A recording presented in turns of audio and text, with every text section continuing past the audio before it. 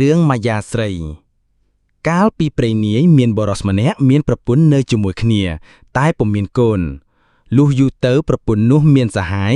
នាំមកដេកក្នុងផ្ទះសឹងតែរាល់ថ្ងៃមួយប្តីទៅជីកដំឡូងក្នុងព្រៃដល់ថ្ងៃក្តៅចូលទៅអាស្រ័យនៅខ្ទមញាតាមួយប្រពន្ធរៀបចំអីវ៉ាន់ទៅបន់ញាតានោះឲ្យទៅធ្វើប្តីឲ្យស្លាប់និងយកសហាយធ្វើប្តីរៀបស្រេចហើយក៏យកអីវ៉ាន់នោះដាវចូលទៅក្នុងខ្ទមអ្នកតានោះប្តីឃើញប្រពន្ធដាវចូលទៅខ្ទមអ្នកតាក៏នឹកឆ្ងល់ថាប្រពន្ធអញវាមករកអ្វីក្នុងខ្ទមអ្នកតានេះគិតហើយក៏ចូលទៅពួនក្រោយខ្នងអ្នកតាលោបស្ដាប់ប្រពន្ធប្រពន្ធក៏ចូលទៅអុជទៀនធូបហើយបន់អ្នកតាថាខ្ញុំមិនចង់យកប្តីខ្ញុំទេខ្ញុំយកប្តីទៀតសូមអ្នកតាកាច់ប្តីខ្ញុំឲ្យស្លាប់ទៅខ្ញុំនឹងថ្វាយជ្រូកមួយប្តីឮដូច្នោះក៏ឆ្លើយឡើងពីក្រោយខ្នងអ្នកតាបើនាងមានសហាយហើយបើចង់ឲ្យកាច់ប្តីនាងឯងឲ្យស្លាប់នោះងាយទេវិលទៅផ្ទះវិញត្រូវរកមេមាន់ក្រាបទាំងមេទាំងពងមួយសម្បុកស្ងោឲ្យប្តីនាងឯងស៊ីទៅវាស្លាប់ហើយមេនោះឮដូច្នោះស្មានថាអ្នកតាបង្គាប់ក៏ប្រញាប់វិលមកផ្ទះវិញរកទិញបានមេមាន់ក្រាបមួយសម្បុកស្ងោទុកឲ្យប្តីស៊ីដើម្បីនឹងឲ្យស្លាប់ហើយនឹងបានយកសហាយលុះដល់ព្រលឹបប្តីមកពីជីកដំឡូងដល់ផ្ទះហើយសូថាគេអើយបានអីស៊ីបាយមេនោះឆ្លើយថាខ្ញុំបានមេនឹងពងមាន់ក្រាបមួយសម្បុកស្ងោទុកឲ្យអ្នកប្តីថារៀបបាយលោកស៊ីប្រពន្ធក៏លើកបាយព្រមទាំងមេនឹងពងមាន់ក្រាបមកឲ្យប្តីស៊ីប្តីស៊ីអស់ហើយធួជាឈឺដេកធ្ងោហឺមេនោះអណាស់គិតស្មានថាប្តីឈឺមែនត្រូវនឹងពាក្យអ្នកតាបង្គាប់ហើយត្បិតលឺធ្ងោឯប្តីក៏ធ្វើជាដេកទៅមេនោះគិតស្មានថាប្តីស្លាប់ក៏បើកទ្វារនាំយកសហាយចូលទៅដេកជាមួយអ្នកទាំងពីរកំពុងតែនិយាយគ្នាប្តីក៏ក្រោកឡើងអង្គុយហៅប្រពន្ធមកប្រាប់ថារងាណាស់ឯប្រុសសហាយឃើញប្តីមេនោះក្រោកឡើងអង្គុយដូច្នោះស្ទុះរត់បំទាន់ក៏ចូលទៅពួនខនពាងធំមួយនៅខាងដំណេកសងំចាំប្តីនោះដេកខ្លួននឹងចេញពីពាងទៅដេកនឹងមេនោះទៀតប្តីបានឃើញតែធ្វើមិនឃើញមិនដឹងប្រាប់ប្រពន្ធថារងាណាស់ឯងដាំទឹកឲ្យគ្នាងូតបន្តិចនឹងឲ្យស្លាប់មេនោះឮថាចង់ស្លាប់ដូច្នោះអណាស់ត្បិតត្រូវនឹងពាក្យដែលត្រូវបន់ញាតាលុះប្រពន្ធដាំទឹកពុះហើយប្តីថាទៅដងទឹកត្រជាក់បានមួយក្អមមកយកមកលាយនឹងទឹកក្តៅនេះប្រពន្ធលីប្តីប្រើដូច្នោះក៏យកក្អមចិនទៅដងទឹកប្តីឃើញប្រពន្ធចិនទៅបាត់ក៏ក្រោកឡើងដើរទៅលើកទឹកពូមួយខ្ទះនោះយកទៅស្រោចលើសហាយដែលនៅក្នុងពាងនោះស្លាប់ទៅហើយចូលទៅដេកវិញធ្វើជាធ្ងោហឺទៀតមេនោះវិលពីដងទឹកមកវិញមើលទៅឃើញសហាយត្រូវទឹកក្តៅរុញស្រសៃដោយគេដកចេញពីពាងមកក៏អោនផ្សឹបថាថ្វាយក៏មិនអោនវាមិនតាន់ទេអានោះឆ្ងក់ដដែលមេនោះយកដៃទៅចាប់ជ្រមុជទៅត្រូវស្រឹកត្រជាក់រលេះជ្រុះទាំងសក់មើលបានដឹងជាប្តីស្រោចទឹកក្តៅស្លាប់សហាយទៅហើយក៏ពុំស្ដីយកកំរោបពាងមកគ្របហើយយកទឹកឲ្យប្តីងូត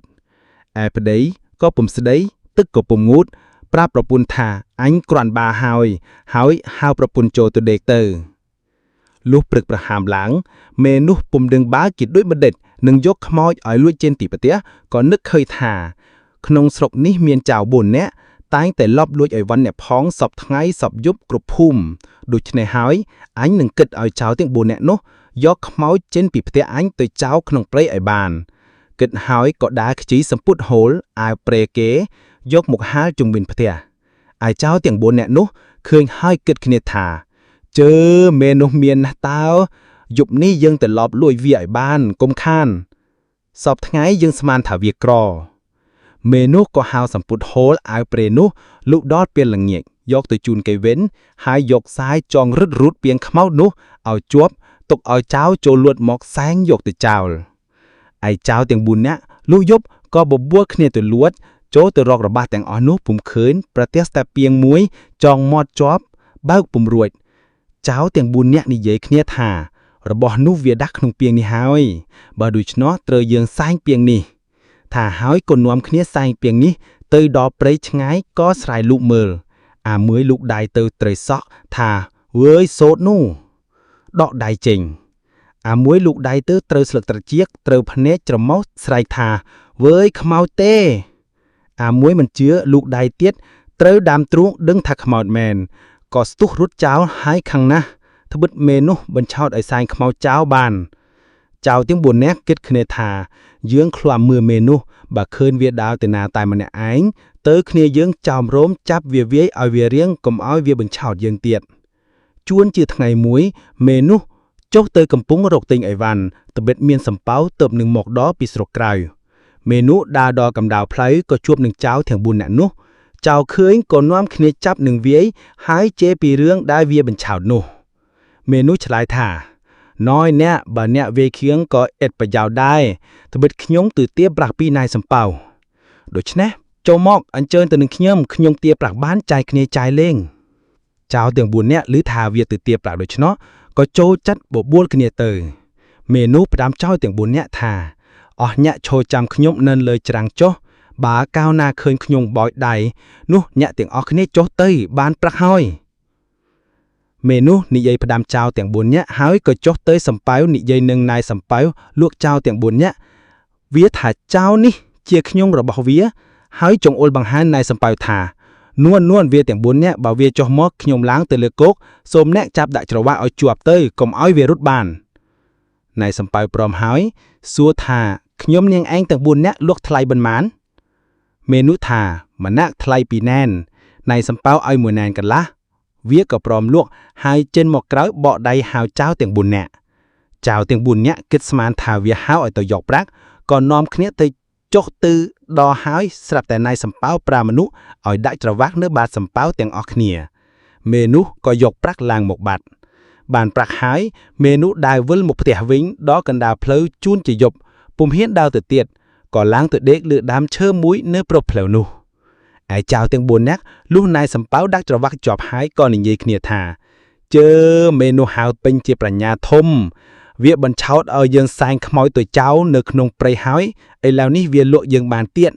ចៅទាំង4នាក់ខឹងណាស់កាច់ច្រវាក់បាក់រត់ចេញពីសំតៅដើរឡើងមកលើគោករត់មកទាំងយប់នោះជួនជាយប់យូរណាស់ក៏នាំគ្នាឡើងទៅដេកលើដើមឈើធំដែលមេនោះដេកចៅ3នាក់ឡើងទៅដេកលើមេឃដោយខ្លួនពីគ្នាចៅម្នាក់ឡើងទៅក៏ជួបនាងនោះនៅលើចុងឈើចៅនោះថាអ៊ីហងឯងស្លាប់ហើយម្ដងនេះហងឯងធ្លាប់បង្ឆោតយើងឥឡូវនេះហងឯងរត់ចុះបើរួចមេនោះលើកប្រាក់បង្ហាញហើយអោនខ្សឹបថា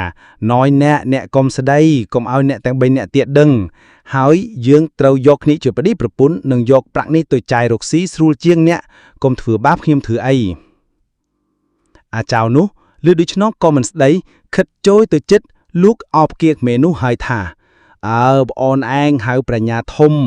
បញ្ឆោតយើងពី3ដងហើយឥឡូវបងបាននាងជាប្រពន្ធដោយសារប្រេងសំណាងយើង